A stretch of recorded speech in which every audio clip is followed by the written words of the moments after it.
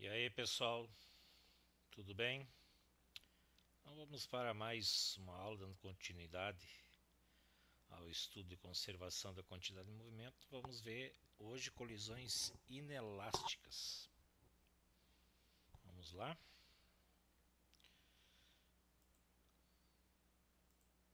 Então na aula passada a gente viu o seguinte, eu tinha um corpo, o outro corpo vinha e se chocava e esses dois corpos começavam a andar e a característica deles é que eles ficavam separados depois da colisão. Ok? Mas existe outro choque que é o seguinte: quando esses dois objetos, esses dois carros colidirem, após a colisão eles passam a andar juntos. Essa é a diferença, tá? Quando os corpos andam separados, depois da colisão, eu tenho uma colisão elástica. E quando os corpos andam juntos, eu passo a ter uma colisão inelástica. O que muda na matemática? O que muda na matemática é que esses dois veículos na colisão inelástica, como eles andam juntos, é como se fosse um único corpo e eles passam a ter a mesma velocidade. Então vamos passar agora para a matemática disso aí, vendo exemplos. Então, dois carros A e B possuem massas 300 kg e 200 kg respectivamente. O carro A anda com uma velocidade de 10 metros por segundo e o carro B se encontra em repouso, como ilustra a figura. O carro A então vai colidir com o carro B e após a colisão os carros passam a andar o quê? Juntos, ó. Tá? Isso aí vai estar bem claro no problema que eu destaquei em negrito, mas em todos os problemas vai estar bem claro isso aí dizendo que os carros andam juntos. E a grande pergunta é qual a velocidade que deu um erro de português dos carros, tá? Aqui ele pede do carro A, mas na verdade é do carro A e do carro B. E se ele pedisse do carro A, só não teria problema, a matemática seria a mesma. Então vamos lá. O que eu tenho antes e o que eu tenho depois. Que antes igual ao que depois. E aqui que muda, ó, gente. O que antes, como os carros estão separados, vai ser a soma das quantidades de movimentos individuais antes vai ser igual à quantidade de movimento depois. Só que aqui que muda a minha matemática, ó. Aqui fica QAB porque é como se fosse um único corpo. Legal? Então, quando eu quero fazer esse tipo de problema, tem que ficar bem claro para mim que esses dois carros é como se fosse um único carro. Muitos livros trazem como velocidade de grupo, tá? O grupo. Então aqui eu digo que a velocidade é do carro AB porque são a mesma. Vamos abrir isso aqui então.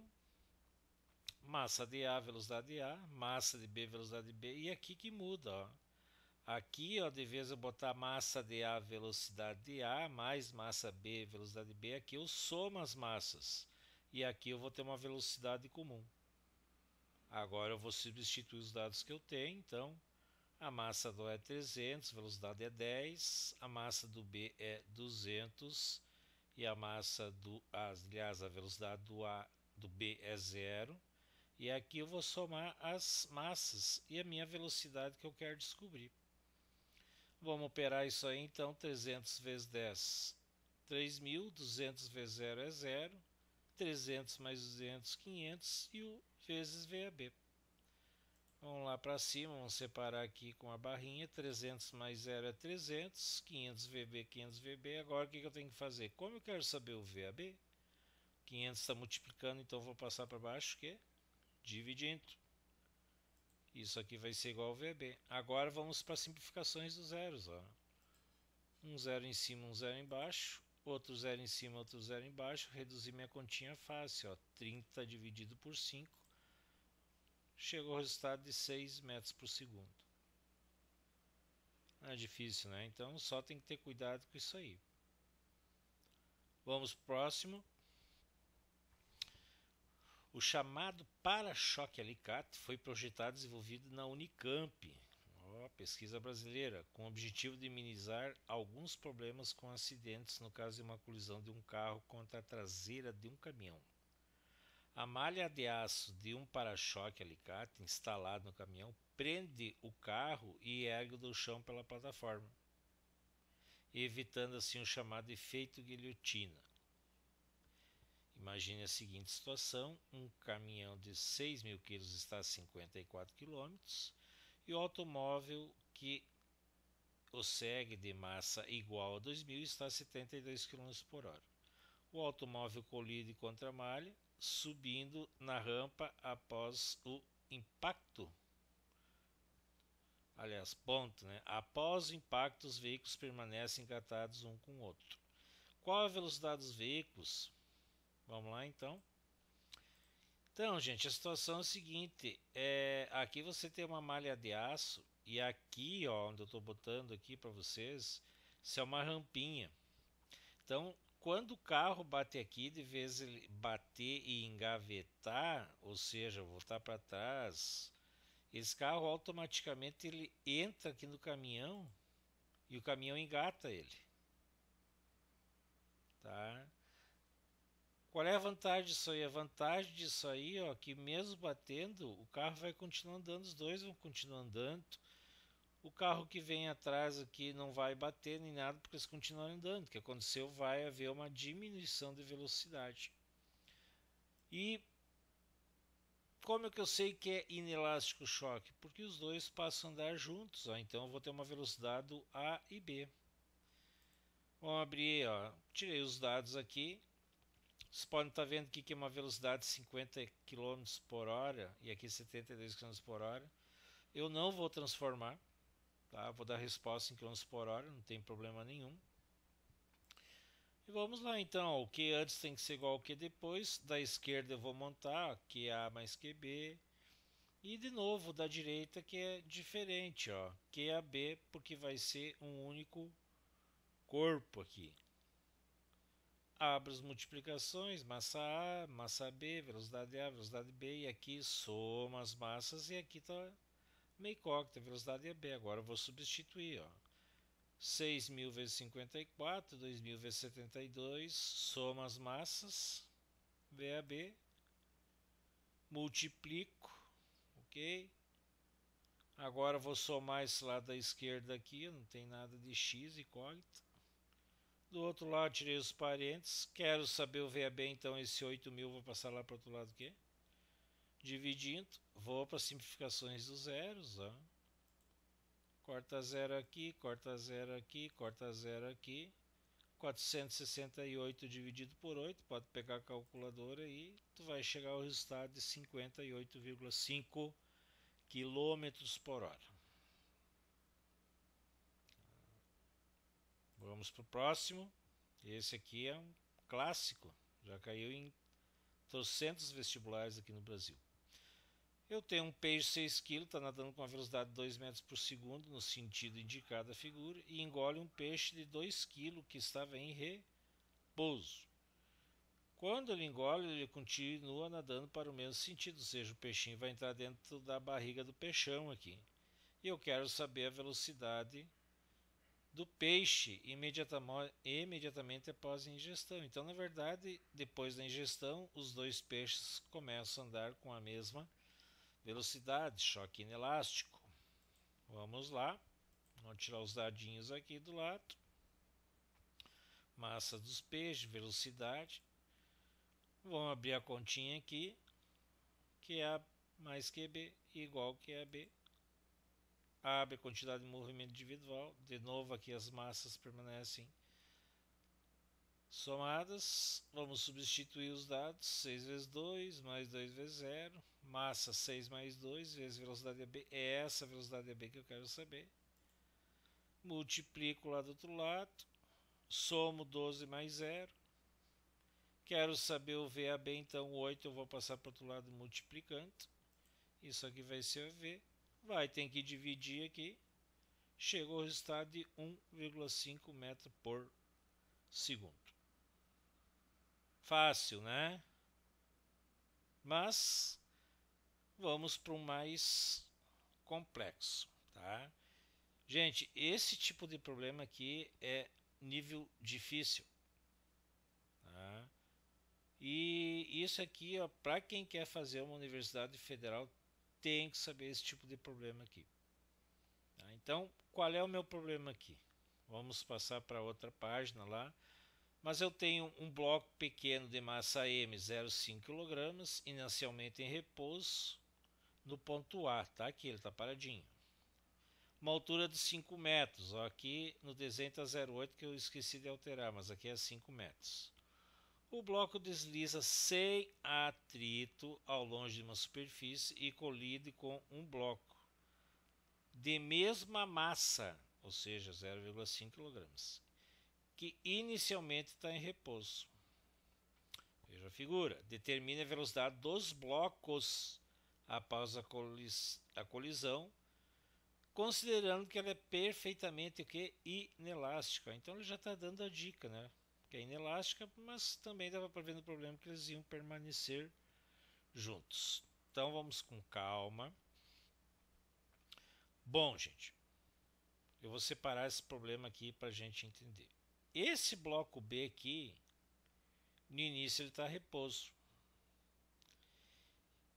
Esse bloco aqui no ponto A também está em repouso.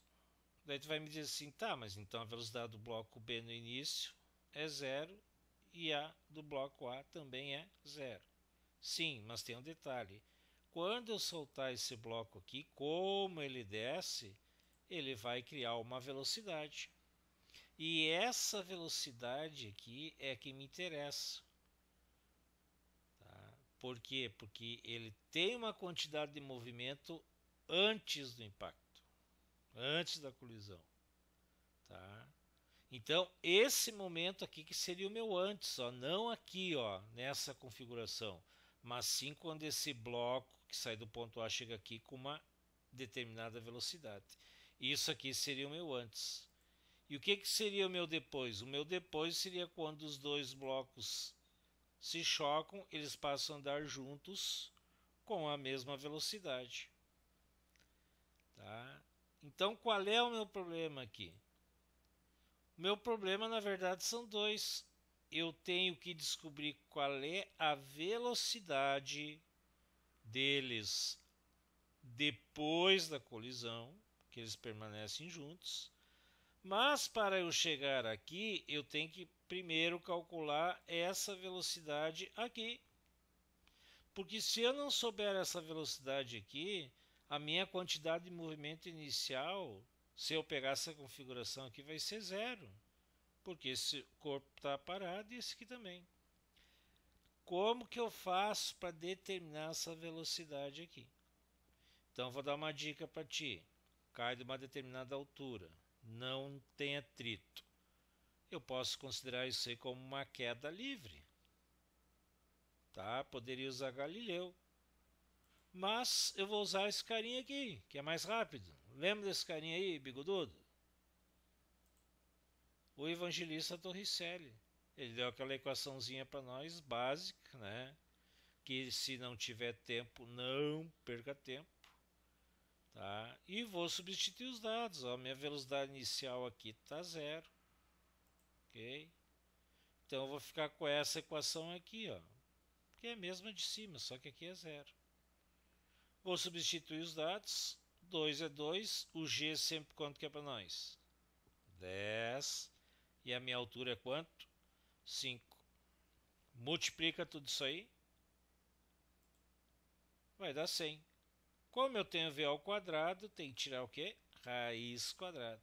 Raiz quadrada de 100 é 10 metros por segundo. Então, ó, isso daqui é a primeira parte do meu problema. Eu descobri essa velocidade aqui. Tá? Eu descobri essa velocidade aí. Agora eu tenho que descobrir essa outra velocidade aqui.